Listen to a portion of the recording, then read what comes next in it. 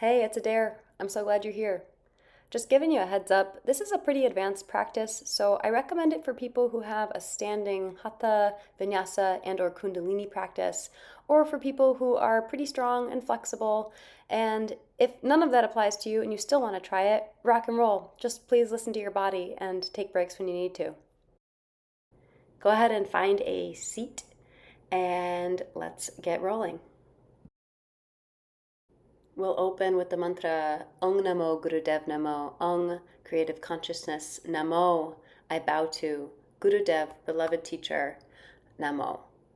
What this means is that we're bowing to everything inside of us that teaches us and everything outside of us that teaches us. Taking a deep breath in, we'll sing it 3 times. Ong Namo Gurudev Namo. Ong Namo Gurudev Namo. Ong Namo Gurudev Namo. Breathing in, pausing your breath, feeling your shoulders relax, gaze to the third eye if your eyes are closed. Exhaling. And we'll make our way onto all fours. I like to use a blanket under my knees. It's just a nice little offering to make things a little gentler for myself. We're going to come right into cat-cows. You'll notice I'm moving relatively quickly. You don't have to. So find a pace that works for your body and know that you can speed it up a little bit if you want at some point. But we're just getting the spine warmed up here. Inhaling the heart forward, exhaling the heart up and back towards the sky.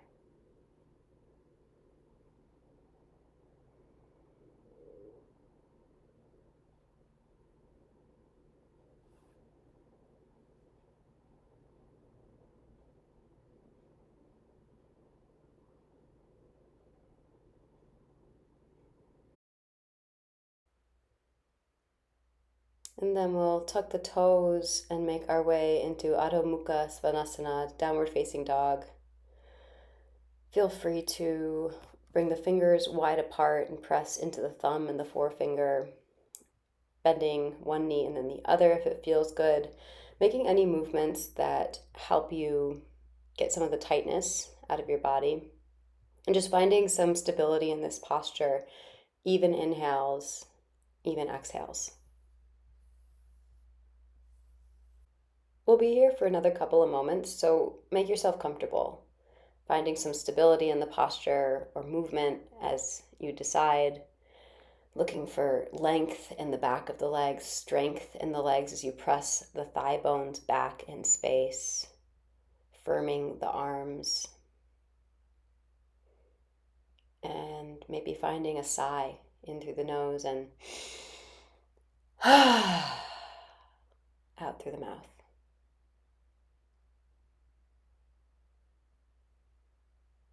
Maybe one last walking out of the legs, and then we'll make our way into all fours. And we're going to keep that arching and rounding of the spine like cat-cow, but this time you'll take the right leg up on an inhale and bring the knee and the chin in together on the exhale. Again, I'm going pretty quickly here, and something I want to make clear is I am on day 23, I think, of this Kriya. I didn't move this easily when I first started it, but there's something amazing that happens when we come back to the practice again and again. We get stronger. So as I warm up for the Kriya, just know that if you're not moving exactly like I am, first of all bodies are different. And second of all, when you're on day 23, you might be moving a little stronger, a little surer. Go ahead, inhale, keep the leg up, hold the breath, exhale. Firm that right hand underneath you and go ahead and reach the back of the left foot, or excuse me, the right foot with your left hand, stretching the chest open, pressing into the front of the foot as you hold with your hand, breathing here.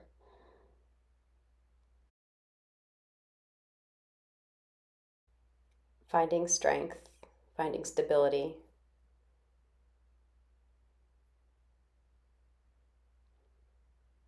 And release. We're going to move to the other side. This time the left foot comes up on an inhale and down with your knee in towards your chest on the exhale.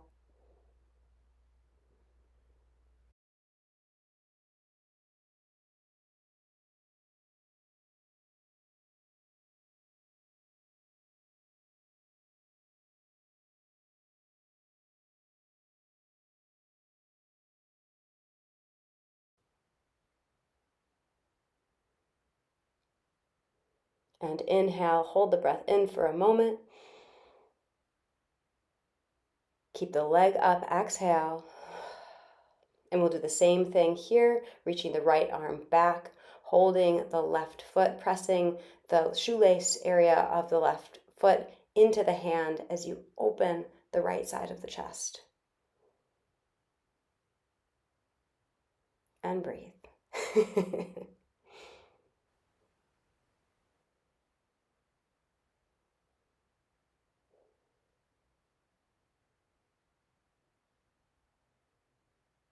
And let it go.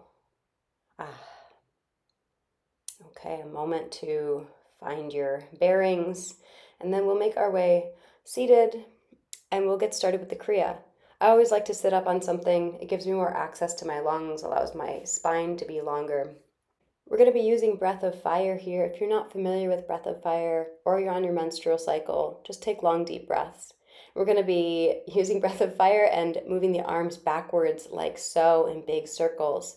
If you have a shoulder injury, consider tucking your elbows in towards your sides and just doing little circles with your forearms. It'll still give you a lot of the same impact without compromising your shoulders. And we'll be here for a minute. So find a pace that feels like it's fairly sustainable to you. This, you don't need me to tell you this, is a challenging gesture. And the beauty of challenging gestures in Kundalini is that we can use them as opportunities to incinerate that which is causing us distress. So if there's something that's aggravating you right now, you can set it in your body. Even look for the sensation that it creates, that distress creates in your body, and use the movement of the arms to start to metabolize some of that frustration. Because right now, as long as you stay with this practice for the next 20 odd minutes, there's nothing you can do about that factor, that thing, anyways. But it's likely that it's still going to be bothering you if you don't metabolize some of it. So this is your moment. Yes, it's hard. Lean into the hard because life is hard anyways, right? And the more we can practice in a way that reminds us of our strength, of our agency, of our capacity to be gritty, the smoother life can be when we're off the mat.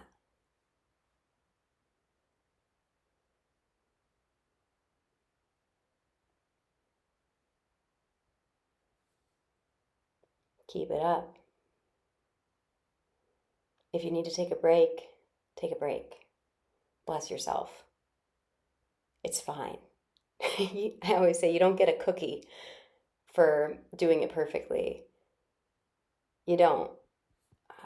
And you're the only person who can assess whether you need to take a break or whether maybe you have more in you and it's your mind that's telling you need to stop. That's just something we need to assess and continue experimenting with on our own. Great work. If you are taking a break, see how long of a break you need and come back in when you can.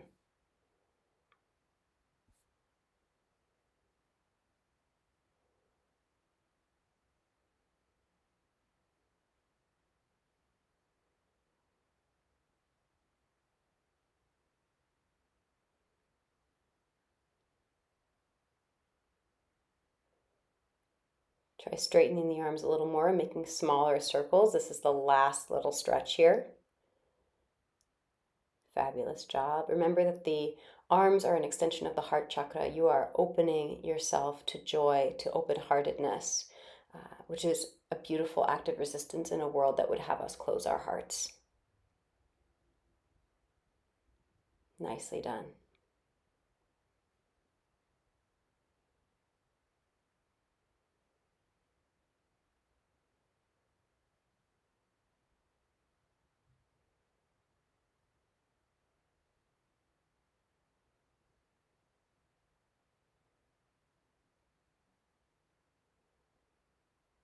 Inhaling deeply, stretch your arms out wide, relax your shoulders, gaze to your third eye if your eyes are closed.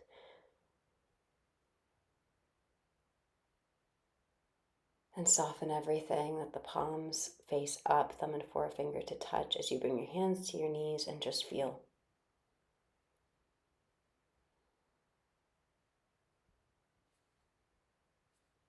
Sense the pulse of aliveness in your body.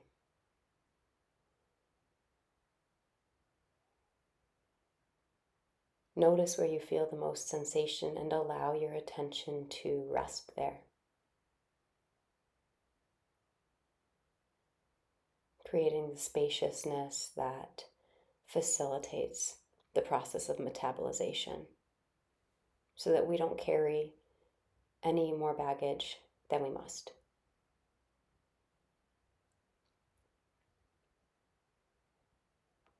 Beautifully done. Whew. Okay, I am putting my blanket long on my mat here. It's folded up just once from its original size. And here we go. We are going to come onto our bellies. We're going to come into Dhanurasana, bow pose. If this is really challenging for you, just hold the posture I have here. You don't need to come into rocking bow pose with breath of fire. However, that's what I'm doing here. I have breath of fire rolling and I'm rocking back and forth, pressing very firmly with my tops of feet and ankles into my hands. That protects my lower back. And I will remind you again that this is not my first rodeo with this Kriya, and I'm still kind of struggling. Though actually part of the struggle is that I'm on uneven ground. It's challenging, but we're just here for a minute, so we are getting close to finishing. You got this. You got this. If you're still in, stay in. It's so silly and it's so intense and slightly neurotic, and oh my gosh, the release after a posture like this. All right, breathe in deeply. Hold your breath, gaze to the third eye if your eyes are closed, pressing, pushing, and then let it go. Fold your arms, come into crocodile pose with your forehead down on your arms or hands. Wiggle the hips back and forth and just feel the release, the relief at the end of the practice. Or no, not the end of the practice, just the posture. Sense that pulsation, the prana moving in your body, the spaciousness that can come after a very challenging gesture. Beautiful. We're going to roll onto our backs now, and the hands will come behind the knees, and we'll be doing nice big rolls on our backs. You can make this little if it's a lot for your body, or you can make it quite full like you see here. It just depends on what works for you.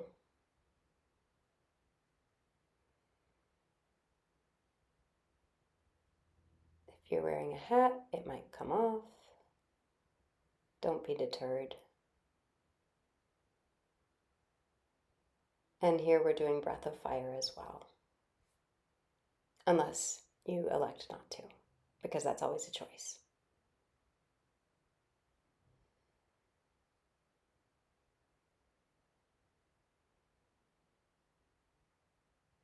Just rocking and rolling along our spines. We hold a lot of tension along our spines, and this is a nice massage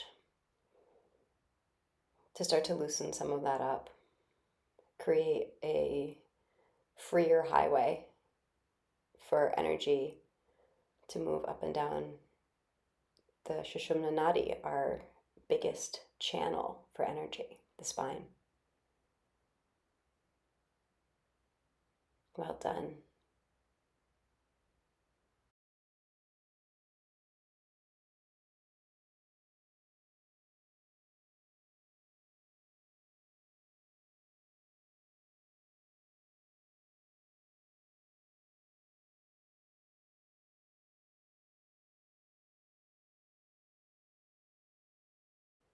Last couple of rolls here.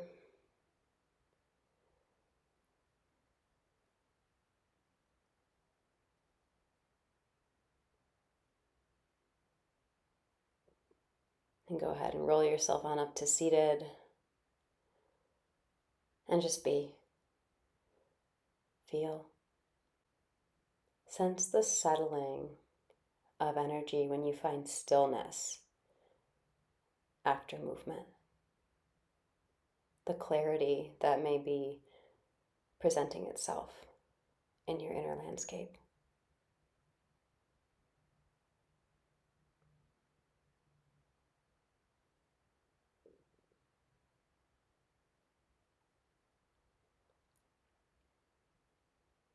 Now we're going to come to standing, and we'll be moving into some squats. You can bring your feet wide like so with your toes pointed out.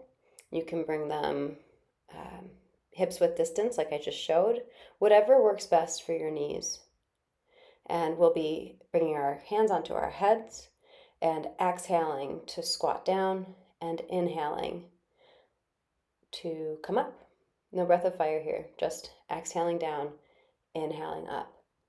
And I recommend doing something of a spinal roll here. So tucking the chin and allowing your spine to roll down from there. And then the opposite movement as you're standing up. So beginning with the sacrum and letting each vertebra stack one by one until you get to upright. This just puts less pressure on the low back. A lot of us have low back challenges. I am just finally healing from years of postpartum and pregnancy low back challenges. So take care of your body, please. Find the little ways of moving that are supportive to your structure so that you can grow stronger instead of compromising yourself. Oof. Another thing I like with this squatting is to imagine that I'm growing roots through my feet as I go down, pressing roots into the earth, and then drawing strength up as I inhale and come up.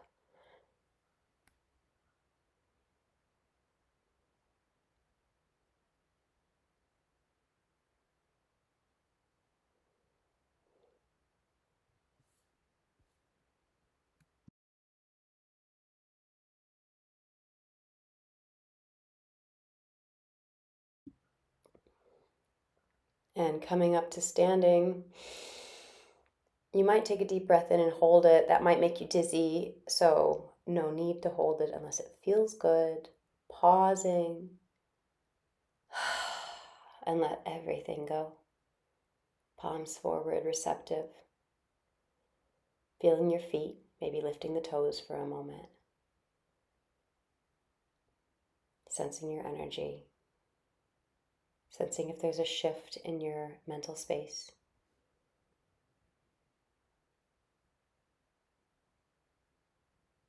Beautiful. Okay, we're going to come back down to seated again. And you know this one, we've been here before. This is the last challenging posture. So you are on the home stretch, my friend. If you crossed your legs last time, try crossing them with the opposite leg in front. Take a breath, and we're coming back into arm circles. As you're ready, breath of fire, arms moving backwards. Here we go.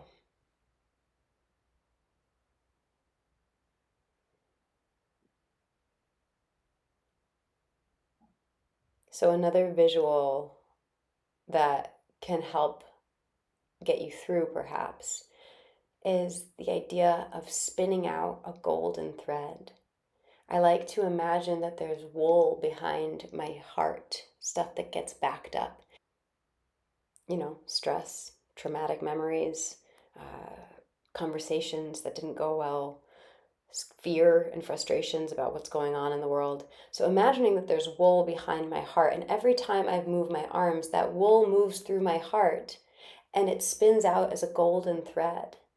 Not just in front of me, but really out into the world. So if there's someone you want to offer peace and care and ease to, even if it does come right back to wrap around you, or if it's someone else or a situation, or a group of people, or the earth herself, let the intensity of this gesture mean something deeper, if that's helpful to you, if it gets you through. And we're really on the home stretch here. You're doing a beautiful job. Even if that means you're taking a rest, that is also a beautiful job. But if you're in, stay in if you can, because we are nearly at the end of this one, and this is the last effort.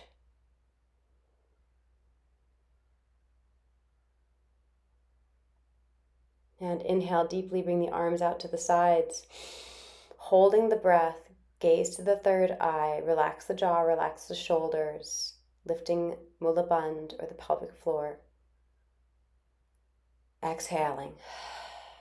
We're going to stay here, keep the arms up, inhale deeply. Straighten the arms as much as you can. Hold. You're a magnet here, charge up. And exhale, keep the arms there. One last time, inhaling. Hold. You got this. Finding your strength, knowing that you are strong. Give a smile if it helps you stay in for this last little bit, and exhale. Resting. And if you'd like, bringing the hands to your heart center, sensing into your heart.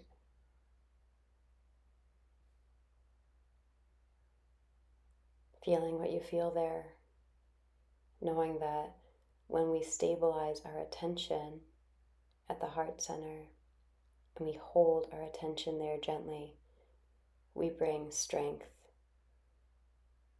to the heart, and that echoes out into the world.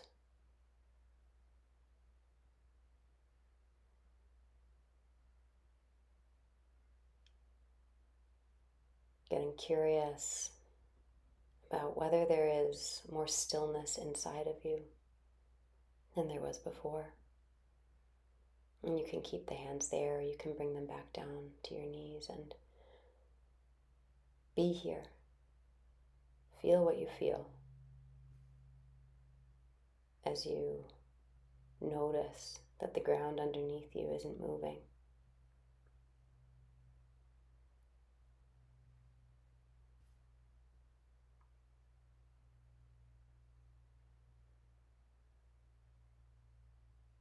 And your body pulses with the rhythm of the universe.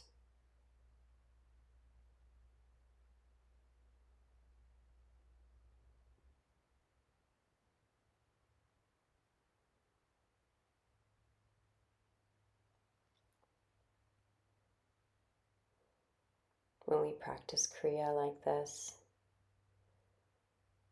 we start to transform.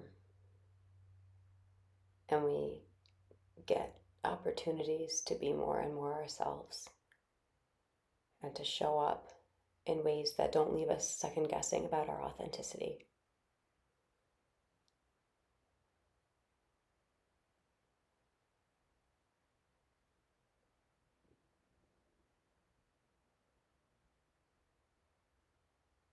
Letting the energy settle.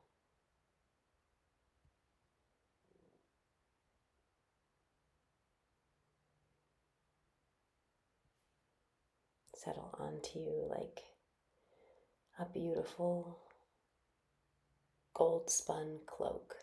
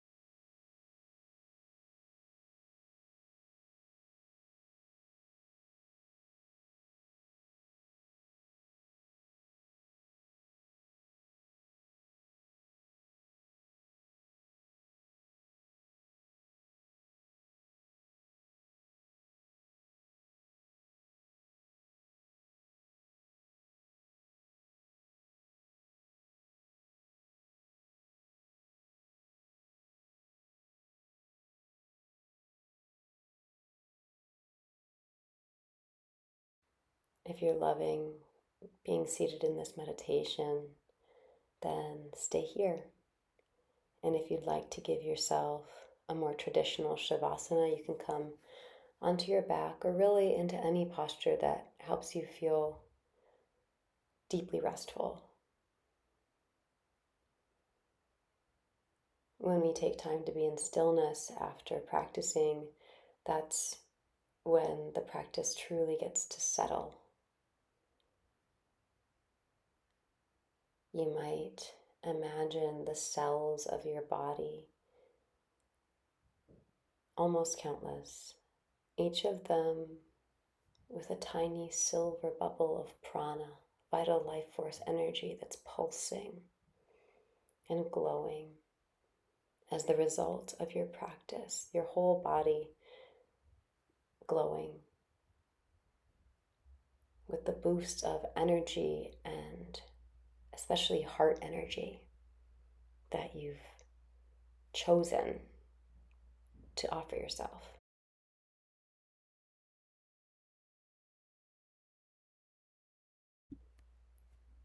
And there's nothing left to do here. You can let yourself be breathed and relax, and I will touch base in a couple of minutes.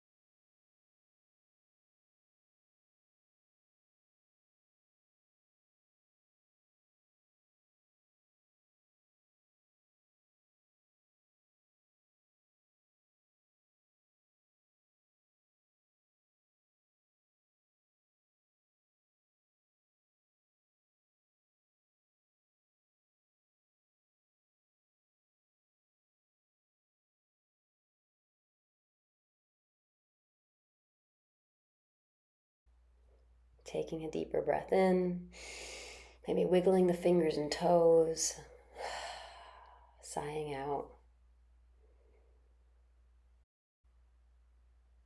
and drawing your knees in towards your chest, giving yourself a little bit of a hug. And then putting the soles of the feet together and the palms together, rubbing the soles of the feet, rubbing the palms to wake up your nerve endings. And then you can either press yourself up from one side or rock yourself back up to seated. Here we go.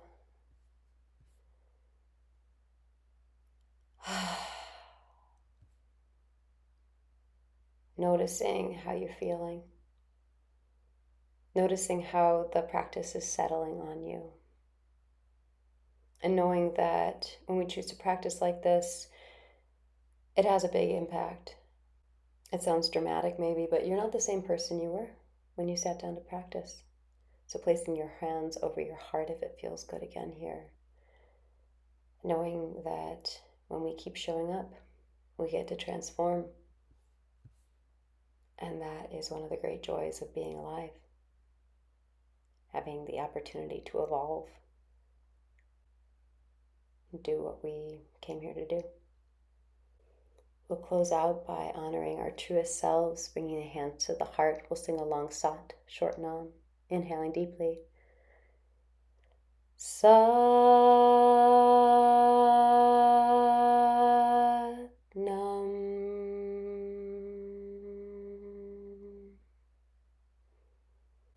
It's been an honor to practice with you. I'm so grateful to be able to offer these practices that come from India and South Asia. Aren't we lucky? Take care.